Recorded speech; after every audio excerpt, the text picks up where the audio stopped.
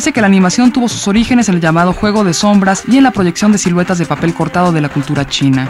Sin embargo, el praxinoscopio inventado por Émile Renault en 1888 es considerado el primer mecanismo óptico que precede a la técnica cinematográfica de animación. Es sabido que la animación es incluso anterior al cine porque se practica en estas, pues en el circo y en otras artes escénicas, ¿no? Y se trata de proyectar figuras, a veces sombras o recortes, sobre una pantalla, ¿no?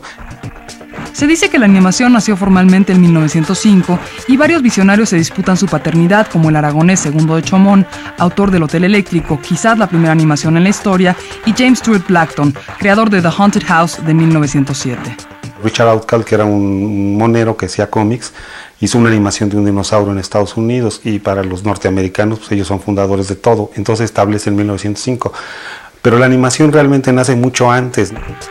Otro precursor de la animación fue Emile Cole, quien empezó a realizar cortometrajes de dibujos animados en 1908. En Fantasmagoria, su primer film, introdujo los mundos oníricos y la fantasía, por lo que se le considera el padre de los dibujos animados. Y aquí a lo mejor hay que mencionar a aportaciones como la de Méliès, que en su viaje a la luna hace animación, aunque no sea la animación de recorte con micas que se establece como el sistema tradicional que luego va a dominar a los sistemas ya más propiamente cinematográficos de la animación, que es lo que hacen Blackton y Outcault y algunos y otros norteamericanos. Incluso Emile Cole, que había trabajado en Francia antes, se va a Estados Unidos, no recuerdo la fecha exacta, y ahí se hace famoso también haciendo ya animaciones destinadas al cinematógrafo.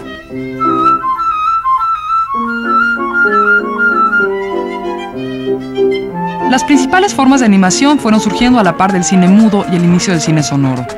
Comenzaron las películas masivas y comerciales como Popeye, Betty Boop y las producciones de Walt Disney. No solo tienen un gran éxito comercial en los cines y donde se presentan, sino que son incluso deslumbran a la crítica artística y cinematográfica que ve en la animación un arte realmente nuevo, ¿no? Un arte que hace posible que en el cine se proyecte una realidad que está más allá de lo fotográfico, que puede representar sueños, caprichos gráficos como los clásicos saltos de ojos, o que las figuras se estiren, o que desafíen las leyes de la física.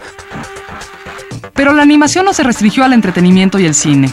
Algunos artistas de vanguardia vieron en esta una extensión de las artes plásticas y realizaron obras experimentales.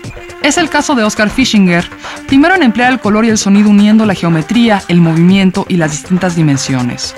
Y Len Lai, destacado pintor y escultor y uno de los máximos exponentes de la animación experimental. Por un lado, la plástica, desarrollarla no solo ya en el espacio del cuadro, de la representación, sino en el tiempo, ¿no? Y por otro, lo que los propios animadores dicen es que la animación lo que hace es dotar de alma a los dibujos, ¿no? O a los personajes.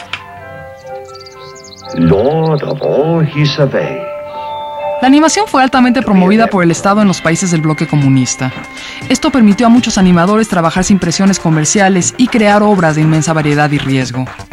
La primera gran figura de estos países fue el animador checo Jiří Trnka. Y ellos trabajan en una animación que explora mucho más las posibilidades plásticas del dibujo en movimiento, del dibujo proyectado como cine, ¿no?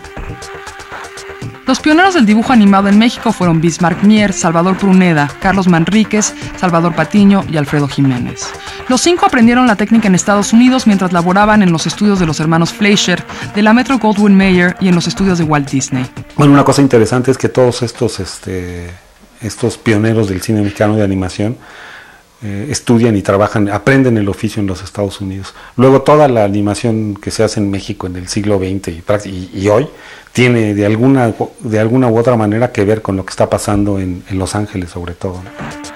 Cada uno de estos visionarios intentó promover la animación en México. Desafortunadamente, Manríquez, Patiño y Jiménez no pudieron librar los escollos de los tiempos post-revolucionarios. La gran mayoría de los pioneros nunca terminaron ninguna película. De lo único que hay son constancias de fragmentos de cortos. Ellos quizá creían que iba a ser muy fácil repetir en México lo que estaba sucediendo en Estados Unidos. En México no había cine de animación, prácticamente no había cine en los 20s y los 30s. Y en Estados Unidos estaba teniendo un gran éxito, entonces un poco pensaron que podían replicar lo que estaba pasando allá y hacerlo en México. Pruneda y Mier establecieron un estudio en la Ciudad de México en el que elaboraban cortinillas, tráilers y títulos para la industria. Pruneda realizó la primera cinta de animación mexicana, Don Catarino y su apreciable familia, en 1934, basada en la historieta que publicaba en El Heraldo. Hizo varias secuencias. Algunos historiadores del cine, como David Viñas, aseguran que el corto fue terminado. Yo creo que el corto realmente nunca se terminó y no hay constancia de que se haya exhibido.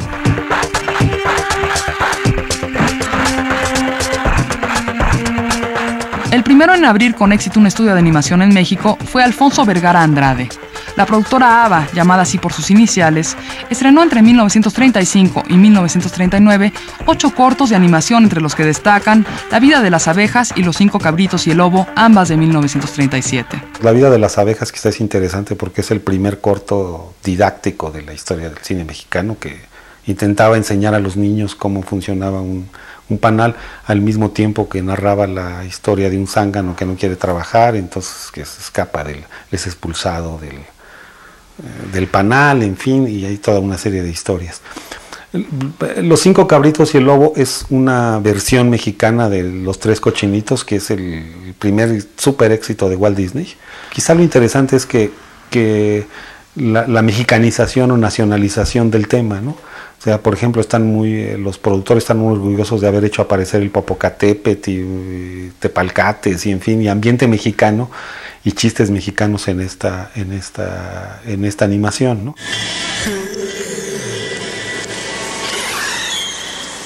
Sin embargo, pasaría mucho tiempo para que se le diera a la animación mexicana verdadera relevancia. Hoy Carlos Carrera es uno de los principales cineastas que se dedica a este medio.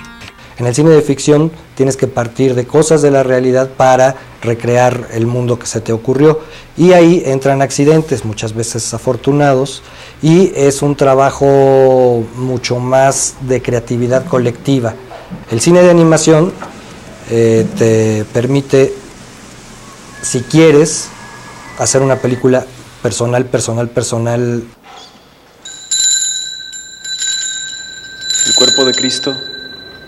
Carrera empezó a hacer cine de manera amateur a los 12 años.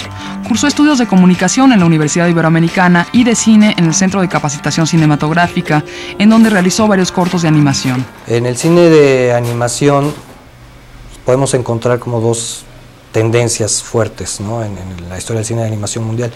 El lado plástico, el lado de la plástica, y el cine narrativo, ¿no? En donde las imágenes sirven para contar una historia distinta. Y a mí me gusta más el cine con historias, no nada más la experimentación visual. ¡Yo, levántate! El éxito que obtuvo con La mujer de Benjamín de 1991, una de las películas mexicanas con el mayor número de premios internacionales, no lo alejó de su amor por la animación. En 1993 realizó el cortometraje El héroe, con el que obtuvo la Palma de Oro en el Festival de Cannes en 1994. La idea surge de viajar en el metro, ¿no? Y ver qué puede suceder. Y pues rescatar la posibilidad de que en cada personaje, cada individuo que viaja en el metro, pues tiene su historia personal. Buenos días, María. Carrera se autodefine como un observador de lo cotidiano. Sus historias están marcadas por el gusto por la ironía y la visión cruda de la realidad. Un poco explorar la imposibilidad de encuentros, ¿no? Cuando uno piensa algo, el otro piensa algo totalmente distinto. No me gusta juzgar moralmente a los personajes, pero bueno, normalmente en la realidad pues siempre se imponen los malos, ¿no? Los que más pueden, o simplemente no se da el encuentro, ¿no? Las visiones de la realidad son tan distintas que se contraponen y no permiten que haya una comunicación y un acuerdo.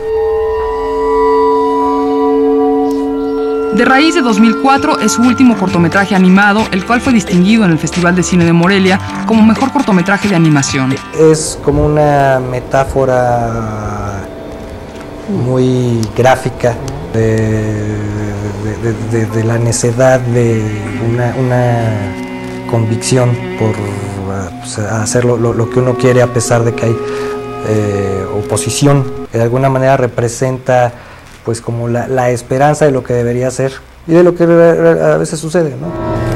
Actualmente realiza su primer largometraje animado. Estoy en la etapa inicial, estoy desarrollando el guión, ya tengo todos los personajes, estoy haciendo todo lo que es la preproducción, y es una película que combina distintas técnicas, pues yo le tengo como fe, pero si quiero enfocar los esfuerzos de la animación a un largometraje ahora. Por su parte, René Castillo es una de las promesas más sólidas en el arte de la animación en México. Se inició en este campo de manera fortuita al darse cuenta de la posibilidad de dar vida a los personajes que realizaba en plastilina. Muchas veces se considera que un animador es un técnico, pues que opera una computadora o dibuja bien nada más, o mueve un personaje, un muñequito, pero realmente un animador sí tiene que asumirse como actor, pues. Es bien curioso, pero de alguna manera cuando uno está animando, sus personajes se mueven como uno. Para Castillo, realizar películas en animación es el sueño de cualquier realizador porque no hay límites y el universo creativo está completamente bajo su control. Sin Sostén, de 1998, es una de sus obras más destacadas. Pensamos que íbamos a tardar 3 meses y tardamos 1 año y medio, ¿no?, haciéndola. Y fue realmente fantástico porque se armó un equipo muy bonito, hubo mucha entrega de todos, ¿no? Era la primera vez, entonces era toda una pasión, pues, muy fuerte, ¿no?, la que le estuvimos dedicando a esos 4 minutos de animación.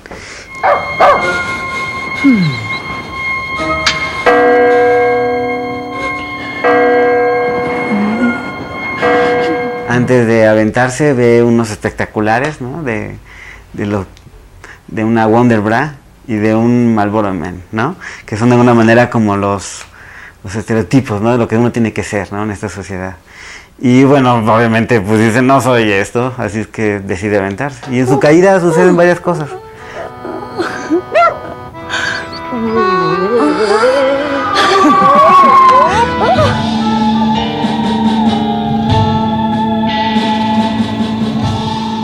Hasta los Huesos, de 2001, fue un cortometraje multipremiado. Entre las preseas destacan el premio a la mejor animación en el Festival de Corto de Berlín y mejor animación en el Festival de Cine de La Habana. Es un poco como la segunda parte de Sin Sostén.